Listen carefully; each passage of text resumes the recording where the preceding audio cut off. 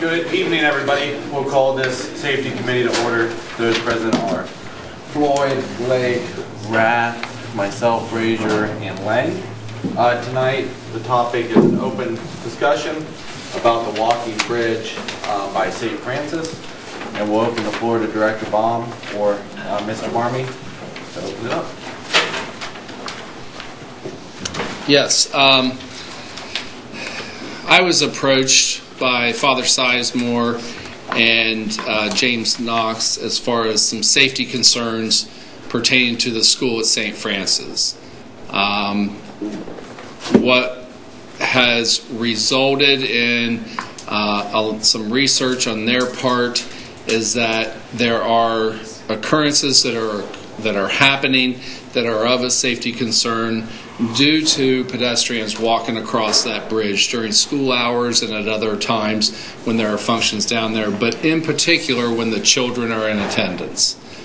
So therefore, the first reaction is that, let's just take care of the bridge and that's the problem. What we want to do is we want to make sure that we can try to find a viable solution to secure the safety of the students in that area that are in particular at St. Francis.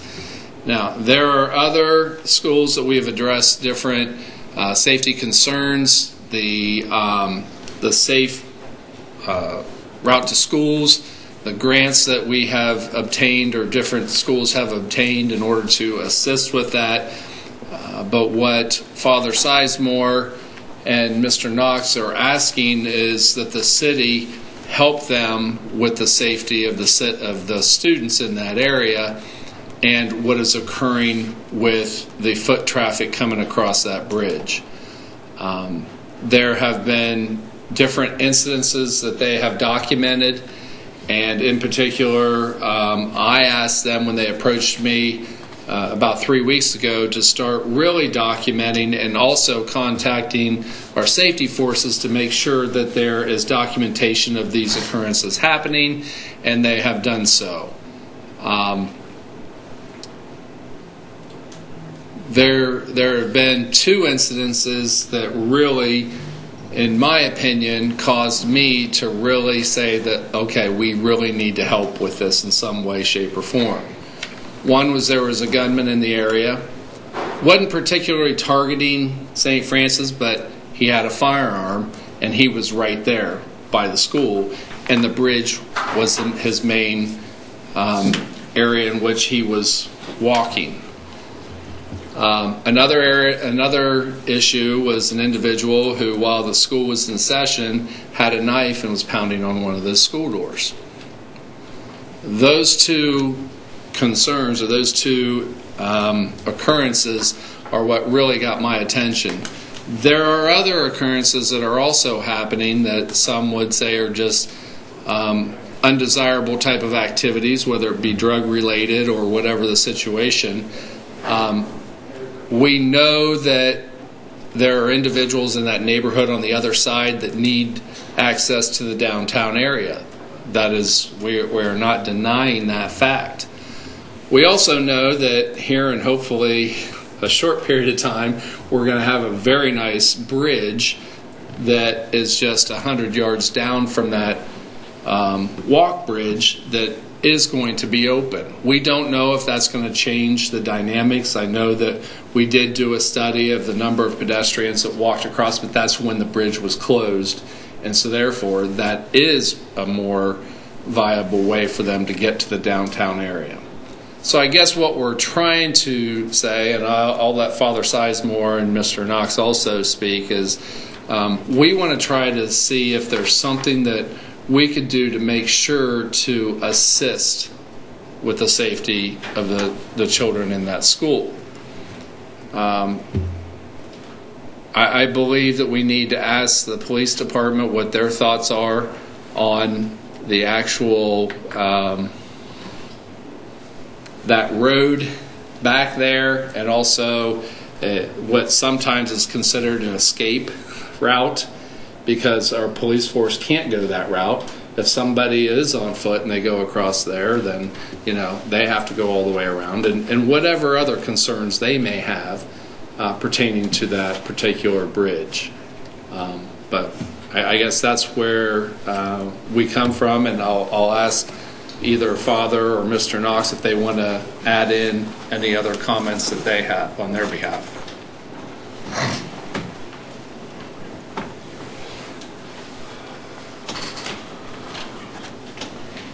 Thank you for allowing us to present this evening. Thank you, Doug. I'm pretty new to the Newark area. I'm just the pastor here for 4 months, so getting my feet wet here. And one of the concerns, and I'll restate a few things and add to that. One of the concerns that we have, and really the major reason why we're here, is exactly what Doug was saying, and that is that we want to work out a situation with the city for the safety of our kids. And I would also add to that for the safety of our parishioners too. For instance, our faculty that's in the school, and then our staff that's in the parish during the daytime, and then our parishioners in the evening. The area that the footbridge dumps into is called Pearl Street, and it's a dead end. It's just one house there. It's the rectory on one side, and on the other side is our preschool, our parking lot, which is our playground area, and then our parish and our school is connected to that. So in the evenings, for instance, we have our parishioners do 1 hour prayer slots where they come in via Pearl Street, park in our parking lot, and then go in through a side door to the church, our sacristy door, and they spend an hour in prayer. And they're there all week long. So pretty regularly we get emails or just people stopping to see me, or phone calls saying that they've been approached by a person in the evening who is asking for money. And we're related to and deeply involved and supportive of St. Vincent de Paul, St. Vincent Haven, and so on. So we always refer them to that, but of course in the evening they're closed down. So our concern is usually when they're knocking on the door for assistance, they're wanting money, and most likely wanting money for drugs or other things, because when we say through the door, we'll give you the information for St. Vincent de Paul to get assistance, to get food, to get clothing, and so on. They're usually not receptive to that. So we continue to be concerned with that. I'll give you just one instance related to that. When the person who was saying this, a parishioner, the man who was on the other side did not like what they said, then they tried to pry the door open, So it's scary for not just daytime, but sometimes even for the nighttime.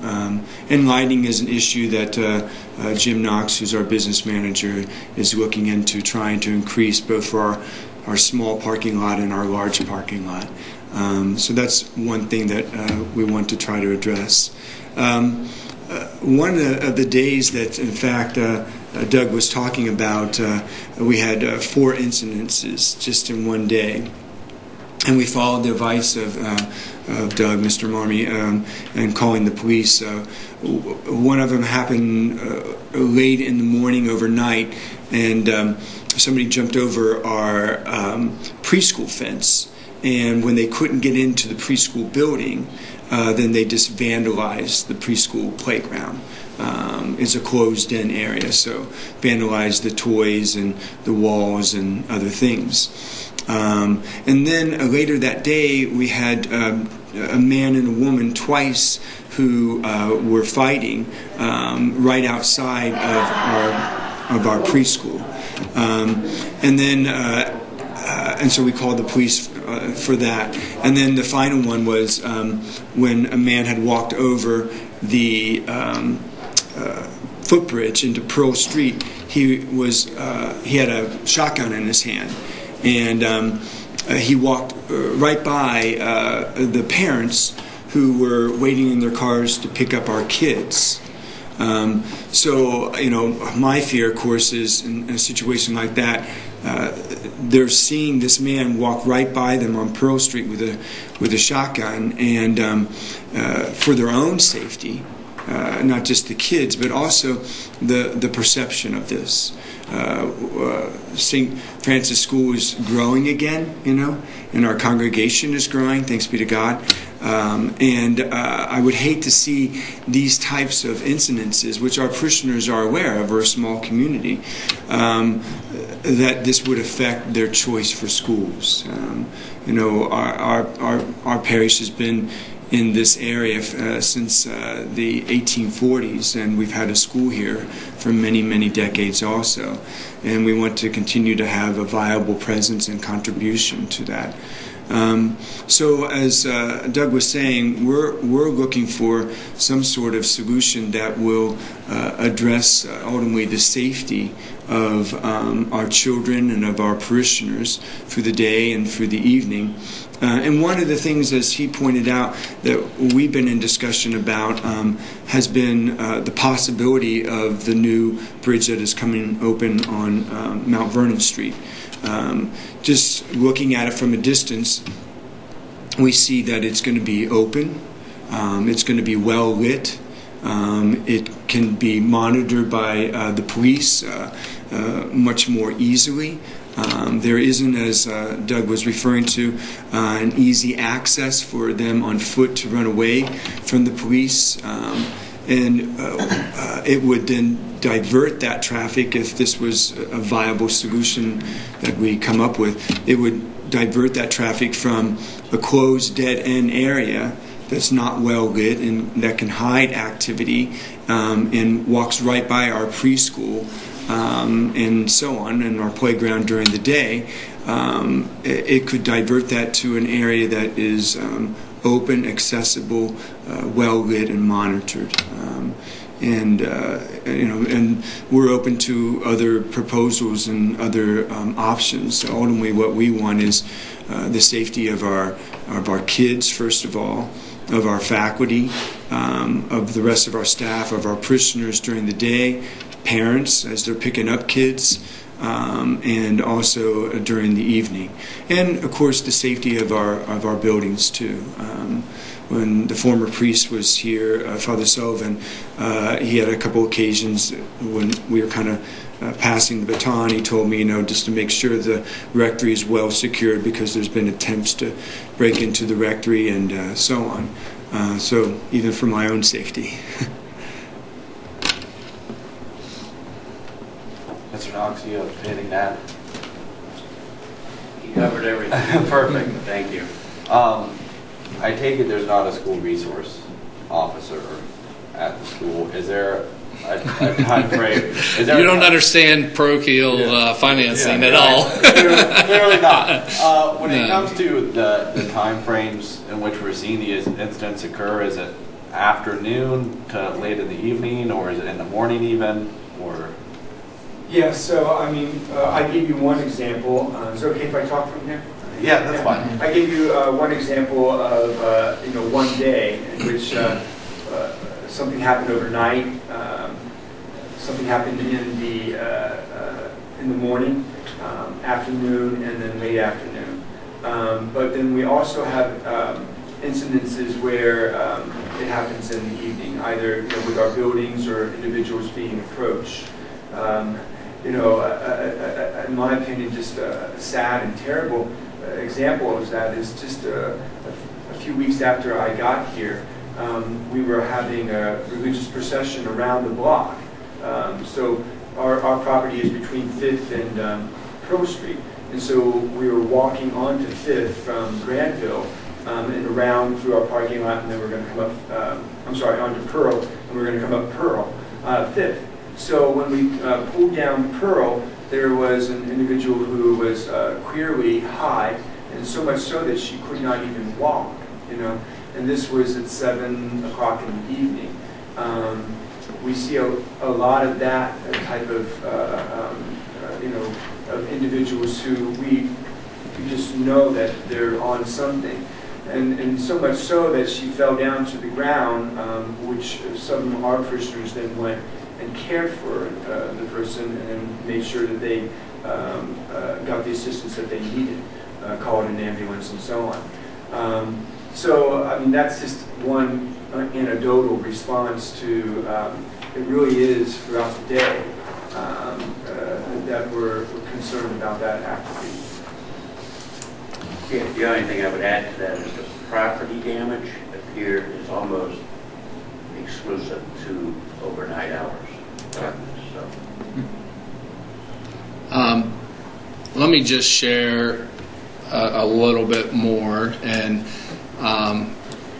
I'll just share because I am a parishioner, and I know Father Sizemore will not toot his own horn, but this is a gentleman who is very new to our community, but he is a man who is just going to give 110% to grow the Christian community and to grow his parish and to make sure of the safety of the parish. He has already focused more attention towards the school than I have seen in any priest probably in the last 20 years, and I've been a parishioner for the entire 53 years of my life.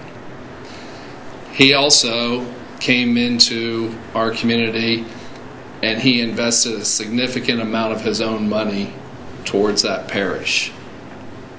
Unheard of, but that's kind of man he is. So he is buying into this community, and he is here to try to improve not only his parish that he has taken ownership of in his own mind, but he also wants the safety of the kids and those parishioners and everybody who is a part of his community. I will also share that in the community before that he came from, and I'm speaking this I learned from other individuals who told me about him. It isn't anything that he has told because, again, he is a humble man. But what he does and what he did in his last one is he drew together all the different faiths and they worked together, and that's why they grew so much. So he knows how to work across different lines and across different denominations and to work within a community and to make sure that everybody is working together. So here's a gentleman who is going to not only in the first 4 months that he's been here prove to you that he wants to buy into the community, but he's going to be doing it for a while. And we're just very fortunate to have him here. And so I would hope that our next step is I will be talking with some of you and gathering your ideas and what you might think are viable solutions, and we will be communicating with the three of them. This is also the principal, Sally Mummy. And we will be talking with all of them, and they have some ideas, and we have some different things. But all I'm asking is just to have an open mind to what kind of solutions we can have and have input, and to make sure that you bring to the table what you think would be beneficial to help them. Is that fair enough? Yes. And then for these next steps, I mean, is it working with the administration? Certainly. They're definitely a part of it. Yeah, and yes. Make sure we find an equitable solution, not just lighting, not just extra patrols, but a permanent solution. Correct. Okay. Correct. Is there any questions? Go ahead. Go ahead. Mr. Rath or Mr. Mike. Go. Well, Mr. Chairman, I mean, I thank you for your passion to the in your service to the community. And I enjoyed the story and everything that you're doing there to make improvements, and just sorry to hear all the unfortunate things that have been occurring. But what typically when these situations come up, we say call the police department, work with the police chief, what has occurred there? What has that experience been like? We've heard the things that you have experienced personally, but where is the law? I mean, what has been going on? So they've been very responsive. Both Doug Marmee and also the mayor, and also when we met with a couple of his directors, that they gave us actually the same advice that Doug gave us, and that is that we should call whenever we have concerns, and that the police will come and certainly address the situation, and then also make a report, because it's important that we not just tell you our story, but that there's some documentations from the police department itself, and so they've been doing that either, and I'm probably off on the language, but either an official report, or if the incident has already occurred and the person has moved on, then some sort of cold call. Is that what it's called? Cold call.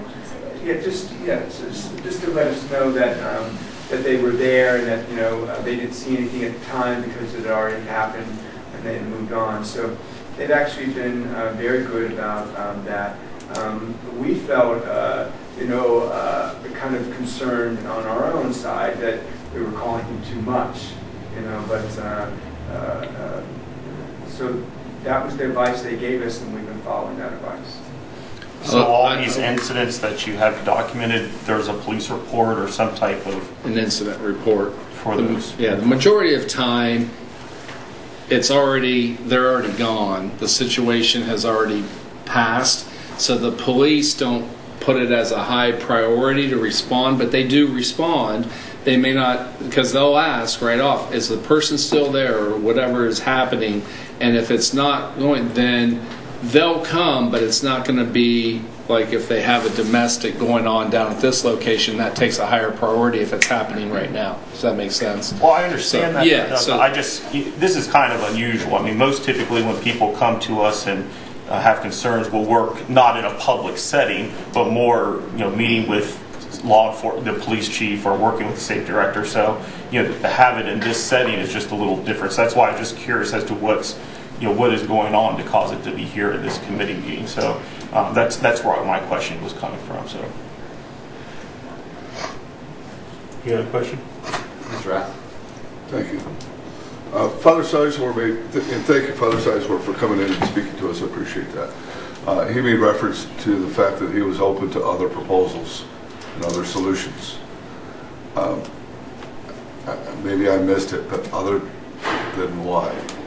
What is it that they're proposing, or you're proposing, or the first thing that comes to mind is that the footbridge be closed once there's the Mount Vernon Road bridge with both sidewalks, and also it has a separation from the street this time. Mm-hmm. So that is a safer route than what the old bridge was. And we know with the old bridge it wasn't necessarily an ideal situation for pedestrian traffic. So the first initial thing is that, on first blush, is in order to help with the situation, closing down that footbridge would be the first solution that they came up with, because they see that as being the access point to a lot of this activity. Okay. Do we have it? Can I continue? Go ahead. Do we have an opinion from the law director or from anybody in the law enforcement as to what a nuisance this is? I mean, we haven't asked for an opinion from the law director as far as a nuisance, but I mean, Director Baum's aware of the situation.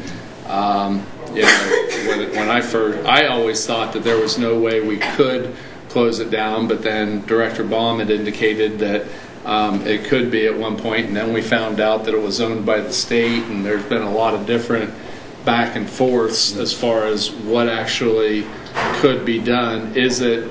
Can it be shut down? Yes, it can be, but whether or not it's the desire to shut it down, if it's going to create additional situations or anything, then that's what we want to make sure that we're in open discussion and making sure that everybody's aware of what we're possibly looking at, or if that is a viable solution.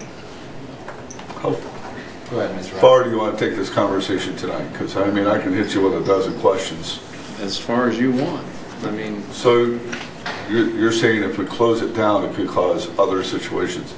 What other situations? No, it just could. If individuals are accustomed to using it, then they're going to be disappointed that it's shut down. Okay. And so that's we don't want. We want to make sure that we're open and the only reason it would be shut down is if it is a safety concern. And that is the only reason. We're not trying to shut down access from the downtown, from that group, the group of residents that utilize it maybe on the other side of the bridge. But what we want to do is make sure that if that were the solution, that there's another route that is not inconveniencing them too significantly, that we make them aware of. Could I direct the question to the safety director? Mr. Blake, go ahead, and then Mr. Rath. Well, this might lead into Jeff's conversation. I'm just curious, who created this document, and who can explain this document that shows, I believe it shows 403 traffic things over the bridge, but I'm just wondering who created this and if they could speak to this. The service director.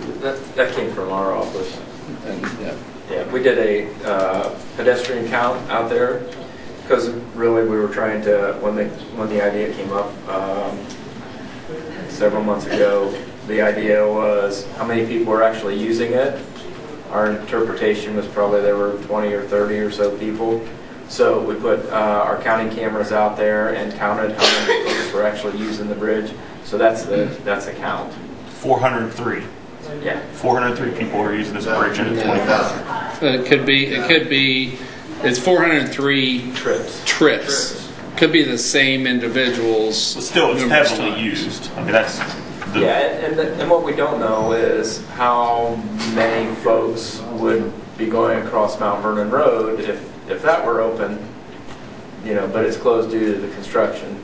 So as soon as the new bridge gets opened up, then we're going to reevaluate and do another count.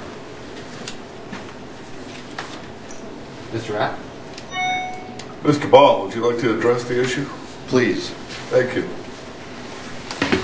So, I provided you with two handouts in front of you. On August 30th, the mayor, members of the directors met with St. Francis personnel, and the St. Francis personnel expressed concerns with some of the incidents that are on your second handout that had occurred. So, we discussed how to keep the kids safe. We discussed the footbridge specifically. We discussed finding used condoms and needles by the end of the footbridge. We discussed vandalism. They made mention of a subject that likes to walk back and forth across the bridge that carries a machete on his hip. We discussed people having sex in the grass next to the church, in full view of parishioners. We talked about several different disturbing items.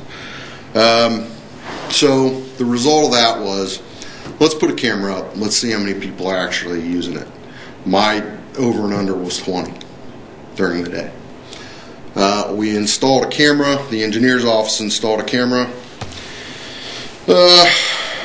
It recorded from 1,800 hours to 2,400 hours on Thursday, 9/7. 0-100 hours to 0800 hours on Friday, 9/8. And 0800 hours to 1,800 hours on Wednesday, 9/13. Now, on that, you're going to find exactly how many crossings there were, northbound and southbound, how many were on foot and how many were on a bicycle. The total number of crossings for that 24-hour period was 403. Okay. So it could be any variable of people crossing that bridge. Now, obviously, I think that number is inflated because of the lack of the ability to cross at Mount Vernon Road. Okay, I can't guarantee that, but I would think it would be a reasonable assumption that we can make. I discussed with both the police chief and the fire chief restricting access to the footbridge, either part of the day or all of the day. The fire chief was fine as long as we installed a knock box so that they could have access to it if they needed to. The police chief would prefer that the crossing be closed because it is a high-speed avenue of escape. I discourage officers from leaving a cruiser with weapons, personal gear, and police radios inside unattended. We've also had 2 people climb the fence on top of the footbridge, threatening to jump down onto 16, that we've had to talk down off the fence. So not only does it put them in danger, it puts officers in danger. They're trying to get them down. So, about the trips. Trips are one way. We talked about State Route 13. We also talked about doing another count in the spring. Let the bridge open, we guess, by Thanksgiving. Let foot traffic resume to its normal avenues. Now, maybe they'll decide they like the footbridge, but maybe they'll go back to using 16, these people that are biking and walking. But regardless, in the spring, the State Route, or after Thanksgiving, State Route 13, Hudson Avenue, and Central Avenue are alternatives, the closest alternatives to using the footbridge. Okay? So, we advised the school and parish people to make contact with their council people to express their concerns about the safety. Now, on 12 October, at about 1400 hours, Troy Barton fired a shot from a sawed-off shotgun in the area of 59 Chestnut Street.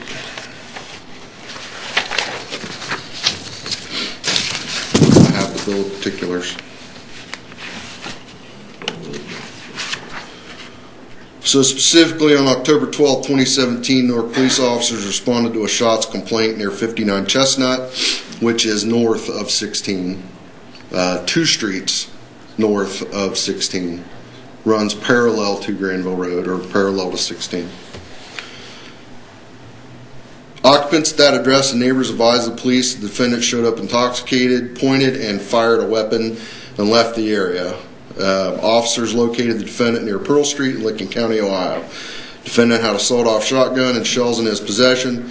The shotgun barrel was shorter than 18 inches and the serial number was tampered with and not easily readable. The defendant is under a weapons disability, is having a juvenile conviction, yada, yada, yada. So he was charged with having weapons under disability and 2 counts of the violation of weapons under disability and a dangerous ordinance because it was a sawed-off shotgun.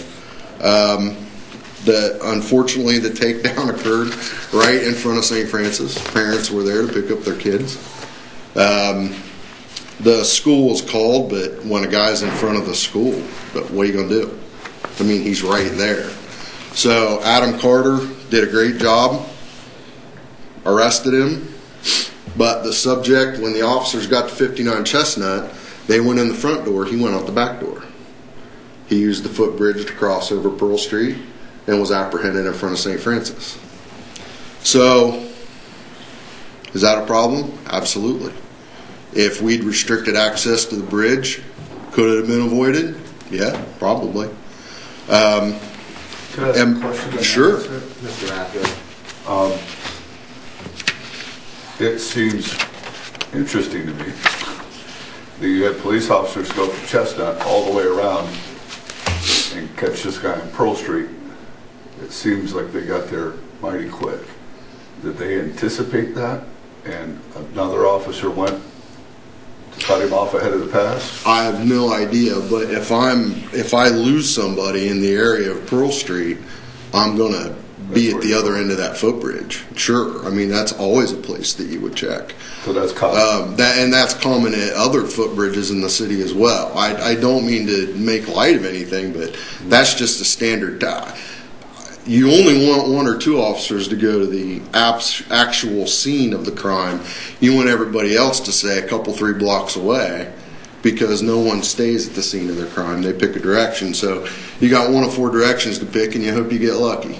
Sure. So, Mr. Baum, I have a question as well. The other footbridge bike path that we have, do we have any issues of escape on that bike path there over 16 as well? it's not as restrictive, and it's behind the Y that goes up to Hull Street is the one I'm particularly thinking of. Yeah. There are also vehicle barriers there. However, I mean, is it used by kids to get away? I don't have a specific incidence that I could point to, But do people use it? Yes, they do. What I will say is it's a wide open area that is not dark, hidden by buildings, and not necessarily near as high a crime of an area as Pearl Street, Chestnut, Buckingham are. Not to mention that a collection of defenseless children. Well, and I've Readily said available. more than once in this process that if we're going to inconvenience people, children are a reason to inconvenience people. I mean, that's one good reason that we put ourselves out, are for our or other people's children. But restricting access to the bridge for school hours only is confusing for pedestrians using the bridge, would not necessarily alleviate the after dark concerns, the vandalism, the needle usage, any of the illicit behavior. Not to mention there are many after school activities putting children in the area after hours. Now, as far as the other side of it, balancing inconveniencing the citizens, which is why I'm not comfortable just pulling the trigger on this with 403 crossings per day. There's no real mechanism to identify how inconvenienced people are. If you're a regular Joe going to take care of somebody, or you work at Hickman's Barbershop and that's how you get to work every day and you cross the bridge right there, you're going to answer me. But if you're one of the people using a needle or stealing something or using this as an avenue of escape, you're not going to talk to me if I put somebody out there to survey people. So you understand it's kind of hard to gauge on the other side of this equation. So the police department is certainly willing to work with anybody to alleviate problems at any time, as is my office or any of us. I mean, that's not the issue here. But I wanted to lay out exactly what some of the concerns are and what has happened up until now. Where are we at? Well, this is where we're at. So if you have questions, I'm happy to answer. If you have ideas, we're happy to listen to them. That's right. With the incidents of illicit behavior, as you put it, and dangerous behavior, dangerous activities, and undesirable activity in the area, do you see that at a plateau, or do you see that increasing? What's the trend been over the last year? I can't really speak to that, but what I can say is, it only has to go south once, and closing the bridge. Could someone then go south to north and get stuck at that fence line, and now they're trapped on school property? Yeah, they could. I mean, that's not necessarily a desirable outcome to a foot chase.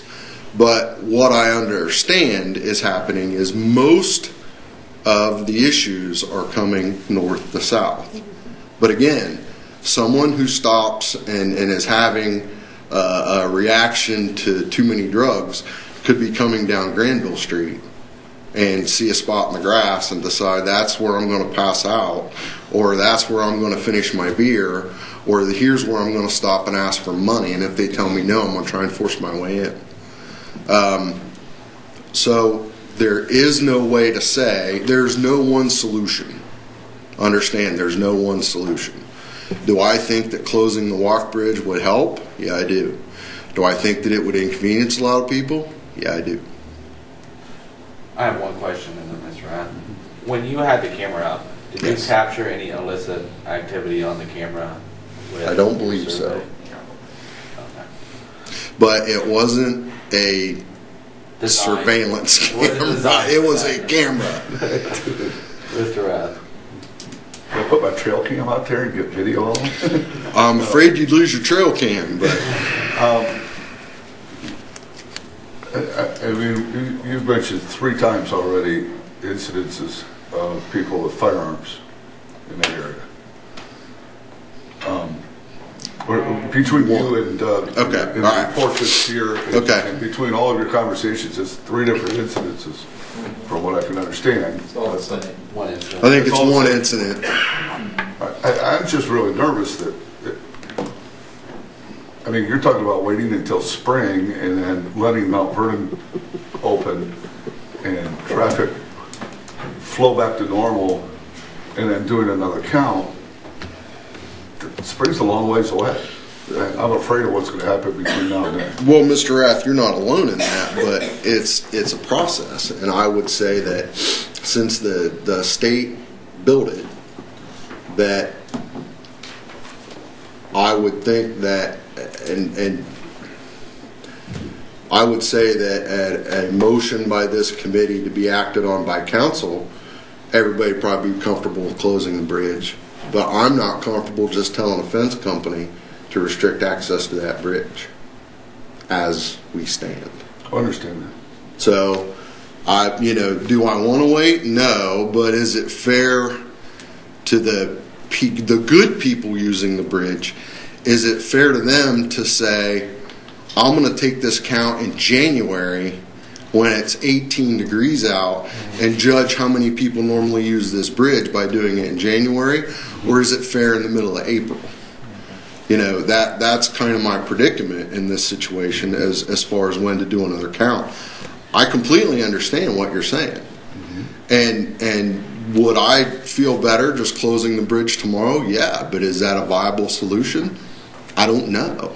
Not for me alone to decide that, no. There may be 50 people here next week saying, I use that bridge every day for perfectly legitimate means, and you'd close my access to it.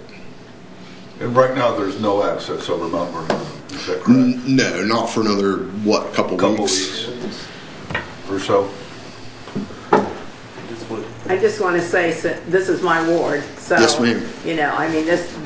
These are the people who, an awful lot of them don't have cars. They walk everywhere.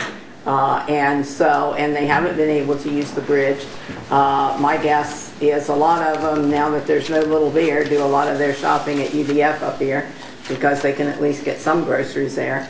And I'm sure a lot of the people, there's a long way. It's fine to say it's only 100 yards, but I've walked that way and it seems longer for somebody. It depends on where they're coming from. But you're right, Mount Vernon Road and Central would be next if you closed that bridge. I've never walked across that bridge and it's 2 blocks away, but I do think that we need to have a count. But in the meantime, I'd like to see if some measures can be established to provide some kind of protection, better lighting, number one. And I think we talked when we were in the mayor's office last week about there being a building back there that's an easy place for people to hide or something. I don't know, because I've not been back in there. But I do think it's something, and I know you've been talking about it for a while, but I do think it's something you don't want to jump into until you get a little better feel for it. Once Mount Vernon Road's open and people can walk downtown and do the things they need to do, get to work or get food or whatever. And to be clear, Ms. Floyd and I have discussed this issue previously. Yeah. As far as ownership of the bridge being state built, what our powers are in order to enable access or disable access, is that an ongoing conversation or has that landed anywhere?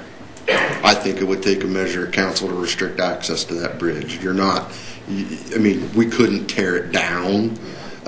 What you're simply doing is restricting access.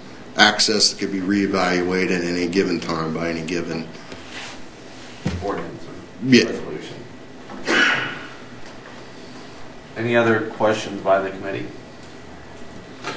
Mr. Rath? I have one other question. There's been a reference to 100 yards between the footbridge and Mount Vernon Road. Is that 100 yards or is that like 300 yards? It looks like 100 yards or a quarter mile. Do we really know? 100 yards to me is significant. A quarter mile is a little bit different. I couldn't give you an exact measurement. I haven't asked the engineer for one. I could get you that information for next week's council meeting, no problem. I can get it too by going in and looking at it. You don't need to waste your time doing that, thank you. And I live in the 7th Ward, and with the construction going on, my wife and I biked over that bridge a lot. And the access on the north side is very poor. There's dirt, there's 2 paths with no curb cut in, so you have to hop it, and it's a very restrictive access point for bicycles. So if it's not restricting access, maybe it's overall improvement of the bridge in order to enable better access, better lighting, and encourage more traffic of a positive nature, and then maybe figure out the nighttime activities as well. How do we protect your property and your school and not allow anybody to have free reign on those properties? And so, do you have anything else? Any other questions, comments from the audience? I guess I'll just kind of Thank you. Thank you. comment that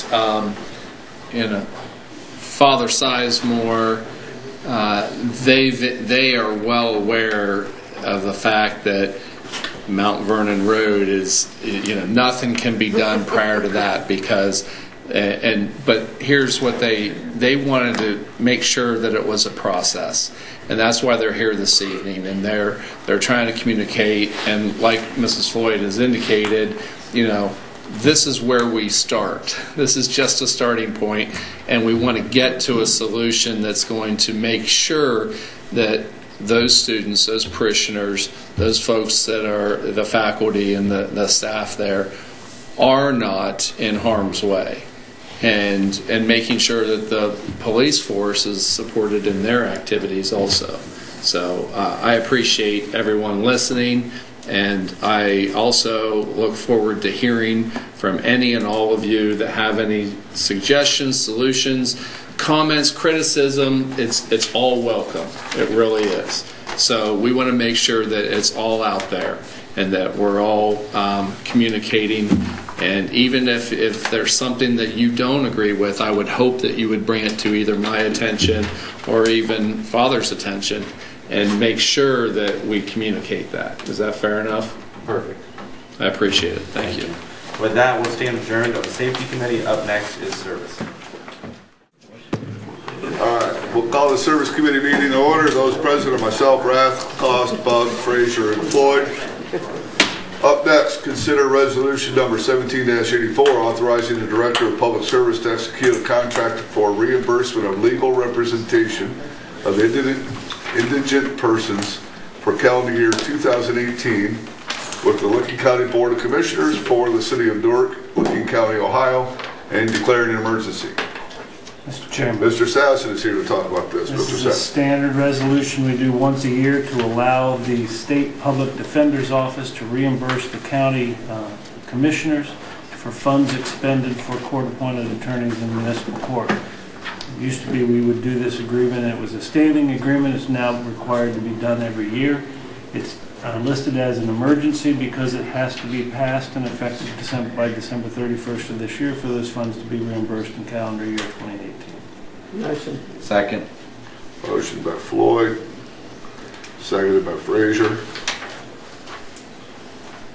Any questions from the committee? Any questions from the audience?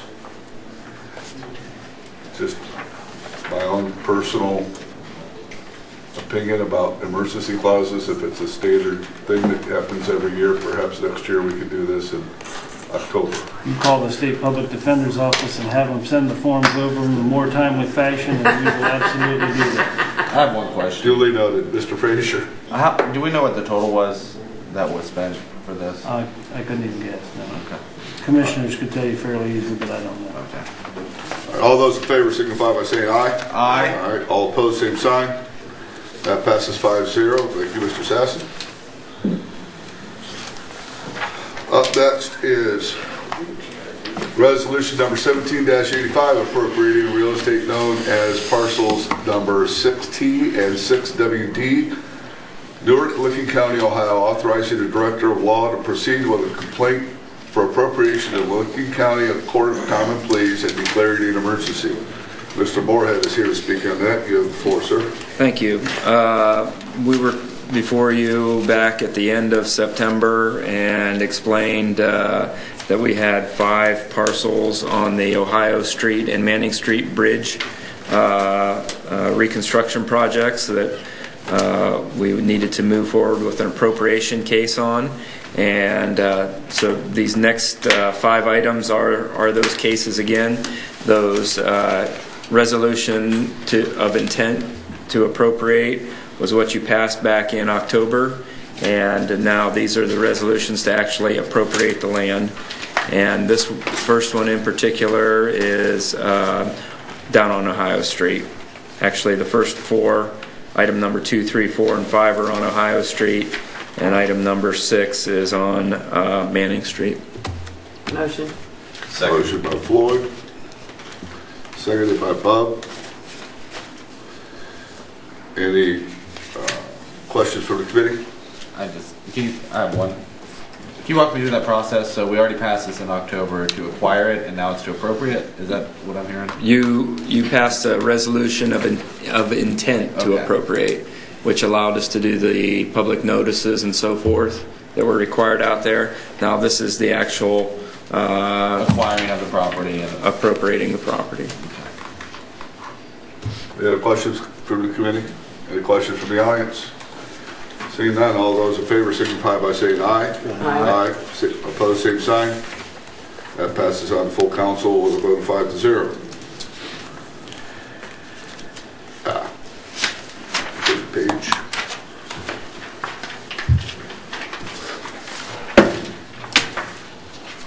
Up next, resolution 17-86, appropriating real estate known as parcels number 054-2127448-00.000, Newark, Licking County, Ohio, authorizing the Director of Law to proceed with a complaint for appropriation of Licking County Court of Common Pleas and declaring an emergency. Mr. Moorhead. Same comment. Any questions? I'll be glad to try to answer them. motion. Second. Motion by Bub, seconded by Frazier. Any questions from the committee? Any questions from the audience? Seeing none, all those in favor signify by saying aye. Aye. All opposed, same sign. That passes on full council with a vote of 5-0.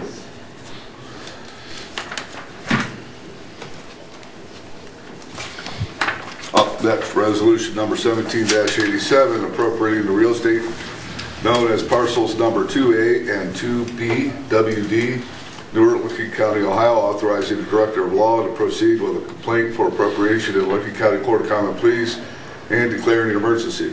Mr. Moorhead. The only difference on this one is one of those parcels will allow us to actually install the bike path along the south side of Ohio Street also. Okay. Motion. Second. Motion by Frazier, seconded by Floyd. Questions from the committee? Questions from the audience? Seeing none, all those in favor signify by saying aye. Aye. All opposed, same sign. That passes on to full council with a vote of 5-0.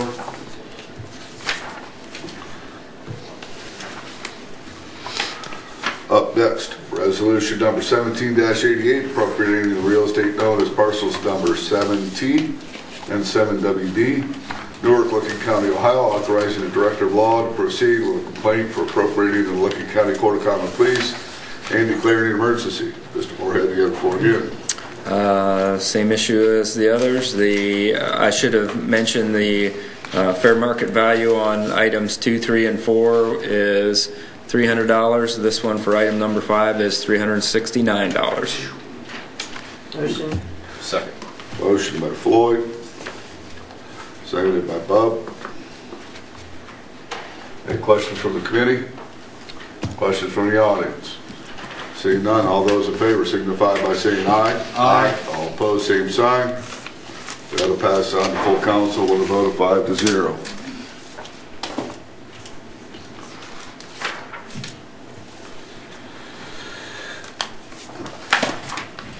Up next, resolution number 1789, appropriating the real estate known as parcels number 054-2711110-00.001, Newark County, Ohio. I almost messed that one up.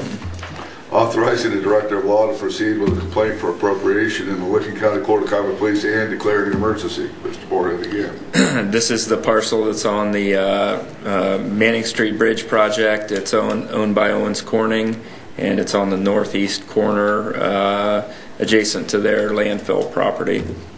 In a value? I believe it's $300 also. Okay. Motion. Second. Motion by Floyd. Second by Frazier.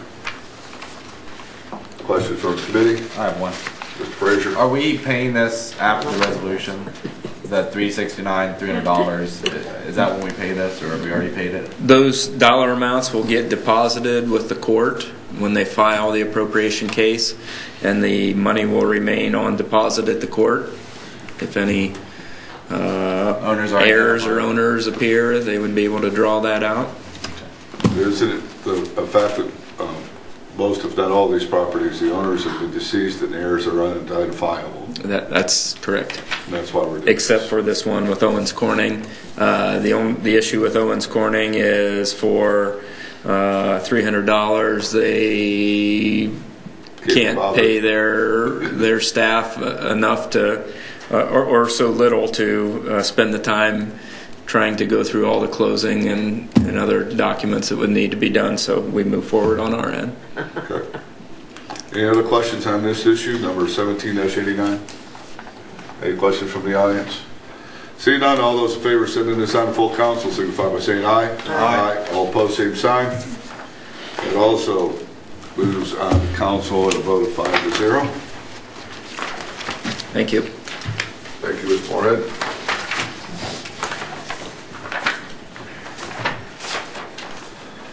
Up next, resolution number 17-90, proposing the creation of a special improvement district, downtown Newark Special Improvement District, along with the required petitions, the initial articles of incorporation, and the proposed plan for services for a special improvement district. Who's here to speak on this? Mr. Sassen. Mr. Chairman, this is a piece of legislation that essentially mimics a previous ordinance or resolution that was passed by this council, which created the Newark Special Improvement District for downtown.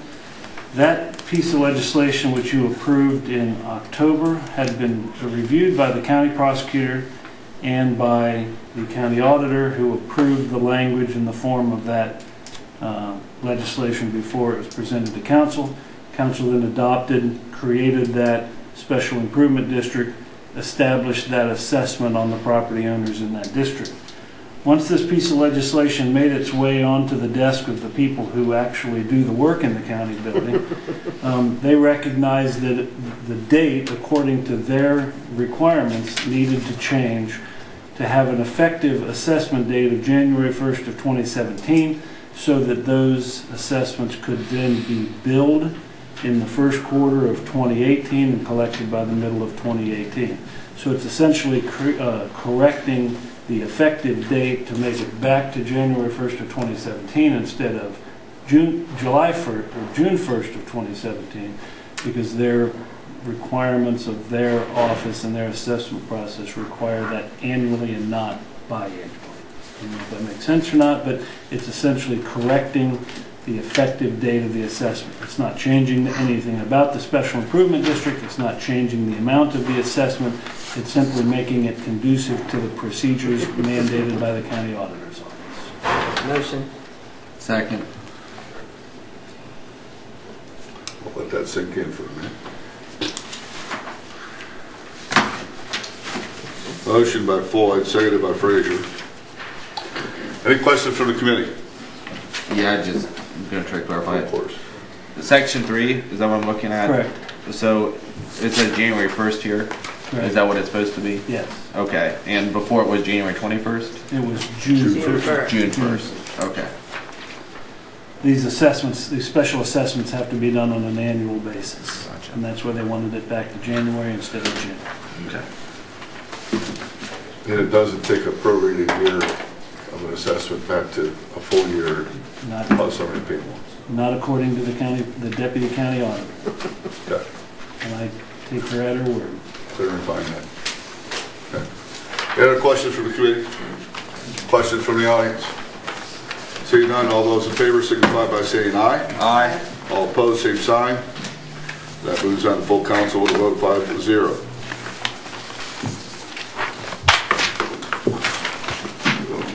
Seeing no other issues before the service committee, this committee will stand adjourned. Up next will be Personnel Committee. Okay, it's 6:33. We'll call this Personnel Committee meeting to order. Those present are myself, Ryan Bubb, Doug Marmey, Jonathan Lang, Michael Mangus, and Dee Hall. First item on this evening's agenda is Ordinance 17-57, amending the position, classification, pay range, and position authorization tables of the City of Newark by creating the position of Assistant Director of Human Resources within the Division of Human Resources with a strength of 1. At the podium is Personnel Director Mike Buskirk. Go ahead, sir. Thank you, committee members.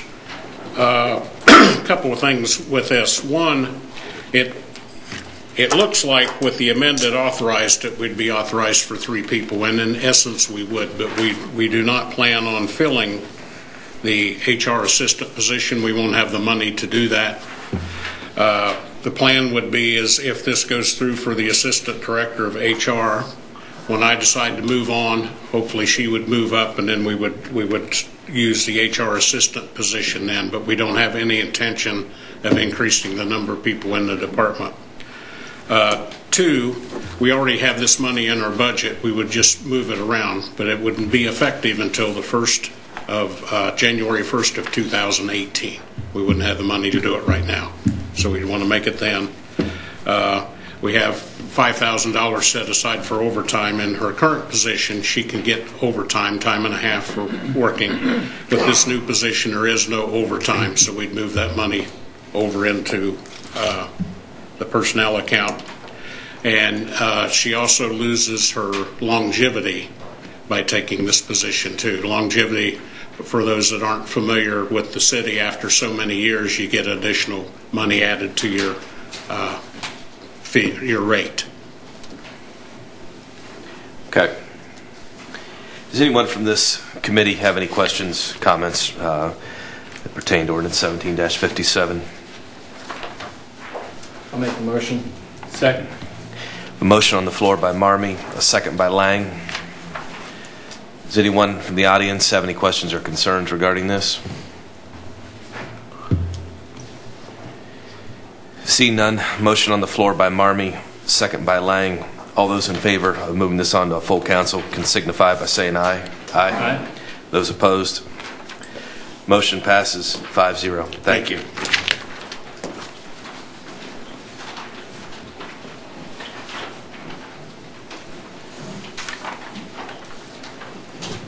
Next item on the agenda this evening is Ordinance 17-58, setting compensation with respect to certain elected officials of the City of Newark and repealing all ordinances and resolutions in conflict herewith.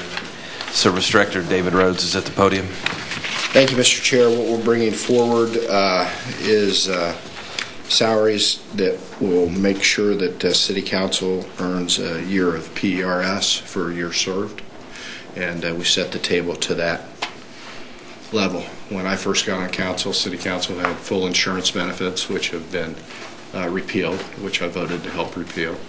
They got credit for health care through PERS at one point. Now they do not, and at the current wages that you're at, you do not receive, according to the assistant auditor, you do not receive credit for PERS service.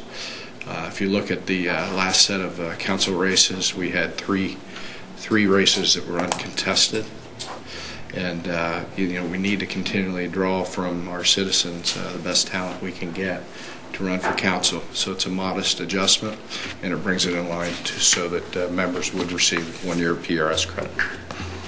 For the ward races, it would start, for the ward council members that voted, it would start in January. But for the at-large candidates that are currently serving, it wouldn't start until the new election cycle, so in 2 years. Thank you. Does anyone from this committee have any comments or questions regarding Ordinance 17-58? Mr. Mangus, you may proceed. Mr. Chair, I believe that we should remove from the table ordinance 17-44, which dealt with pay raises for the law director's office before we move forward with any legislation regarding city council salaries. And I would like to make a motion to remove ordinance 1744 from the table and bring it forward before this committee this evening. Okay. Is there a second to bring that 1744 off the table?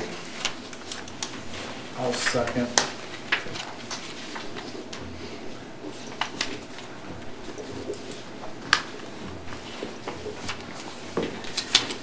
That being said, ordinance 17-44, it's an ordinance setting compensation and stating policy with respect to certain appointed positions. The city of Newark. Chair, I guess, is it just your wish to pull it off, or is it, what's the purpose to pulling it before that one? I guess I just I don't understand.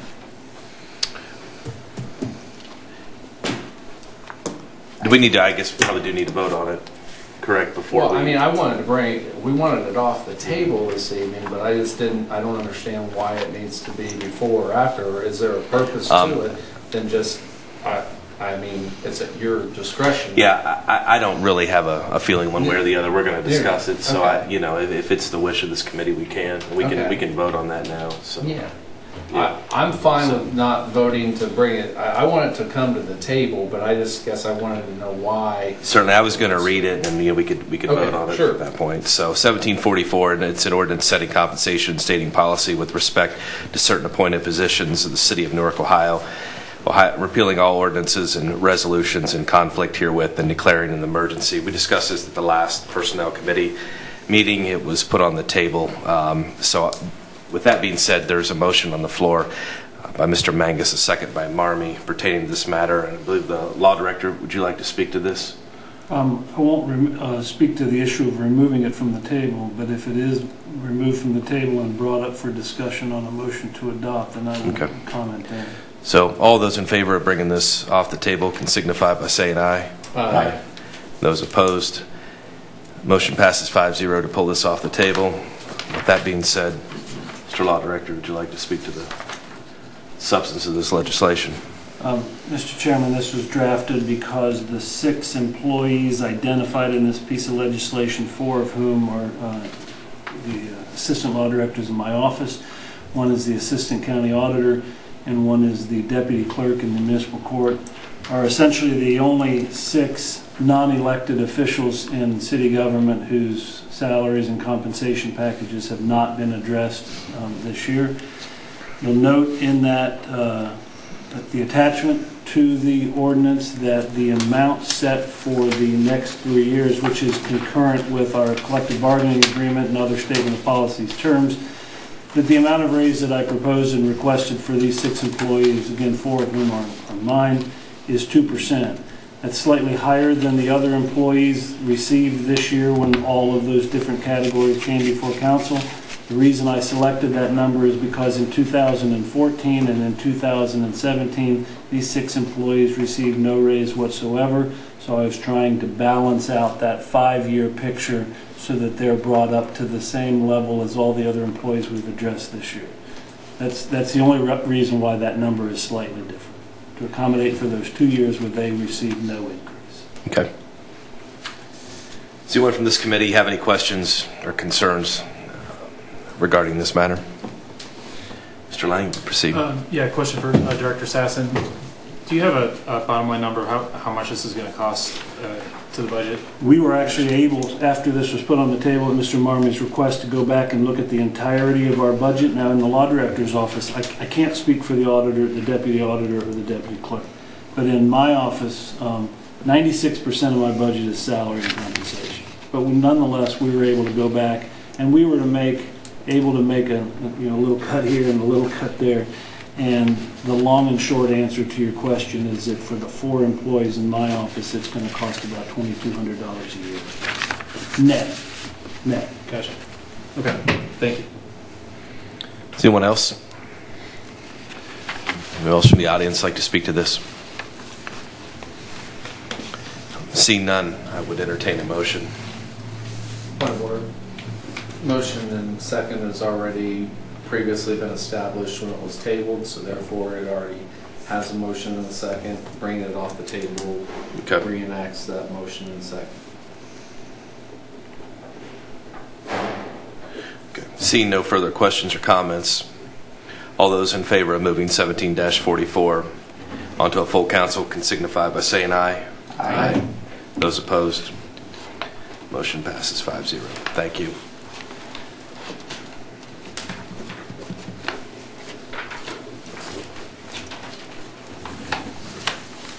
Moving back to ordinance 17-58. Does anyone have any questions or comments regarding this ordinance? Mr. Lang. Hey, Director Rhodes, I think if my math's correct, this is about a $5,000 cost of the budget for next year. In that area.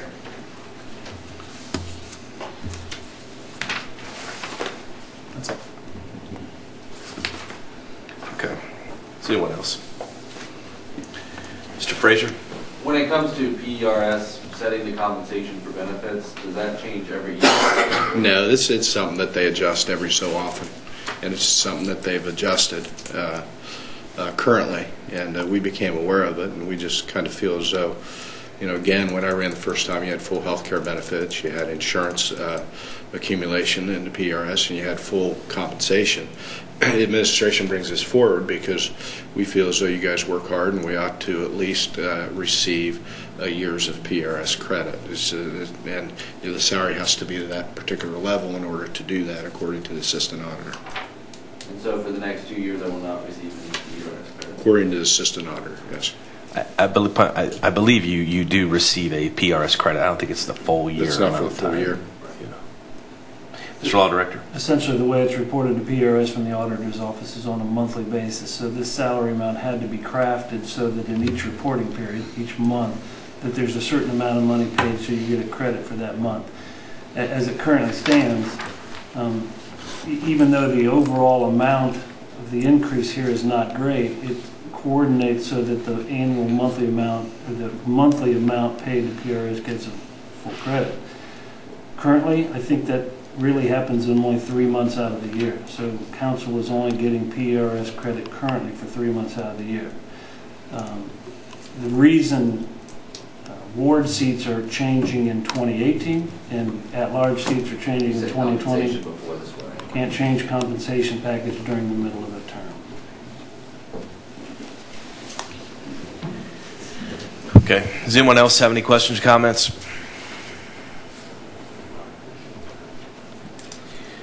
See none, I would entertain a motion. Motion. Okay. Motion by Lang. There's a second by Marmee. Further questions or comments? See none. All those in favor of moving this on to a full council can signify by saying aye. Aye. Those opposed? Aye. Motion passes 4-1. Thank you. Thank you. With that, we will stand adjourned. Thank you.